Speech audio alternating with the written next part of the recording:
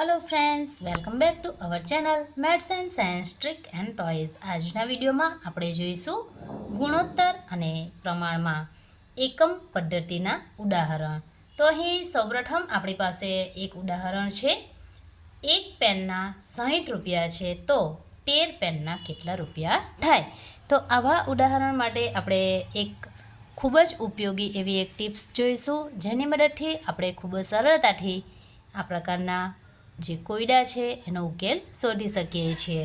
તો સૌપ્રથમ અહીં 6 પેનના આપણને 60 રૂપિયા આપ્યા છે, માટે આપણે અહીં લખીશું 6 પેનના 60 રૂપિયા। તો હવે એક પેનના આપણે કેટલા રૂપિયા થાય તે શોધવા પડશે। તો અહીં આપણે લખીશું એક પેનના કેટલા રૂપિયા। હવે જ્યારે આપણે અહીં એક વસ્તુ યાદ રાખીશું કે જ્યારે વધારેથી ઓછા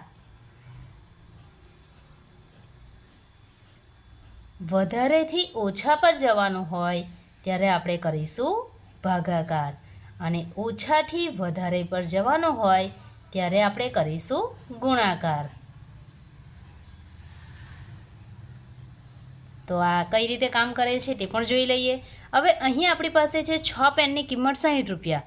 આપણી પાસે 6 પેન છે, એના પરથી એક પેનના શોધવાના છે, માટે અહીં આપણે જઈશું વધારેથી ઓછા પર, માટે આપણે કરીશું ભાગાકાર। માટે અહીં 60 ભાગ્યા 6, માટે આપણને જવાબ મળશે। અહીં આપણે અવયવ પાડીશું 10 ગુણ્યા 6, એટલે 6 અને 6 કેન્સલ થશે, માટે આપણો જવાબ અહીં આવશે 10 રૂપિયા। તો અહીં એક પેનના આપણે 10 રૂપિયા ચૂકવવા પડે। આપણે આવી 13 પેન ખરીદવાની છે, તો અહીં એ પ્રકારે લખીશું કે એક પેનના 10 રૂપિયા થશે અને આપણે ખરીદવાની છે ટોટલ 13 પેન, તો 13 પેનના કેટલા રૂપિયા થશે? હવે અહીં જોઈશું ઓછાથી વધારે પર જઈશું, તો આપણે કરીશું ગુણાકાર। તો અહીંયા આપણી પાસે બે સંખ્યા છે 13 અને 10, તો આપણે બંનેનો ગુણાકાર કરીશું 13 ગુણ્યા 10, તો જવાબ મળશે 130 રૂપિયા।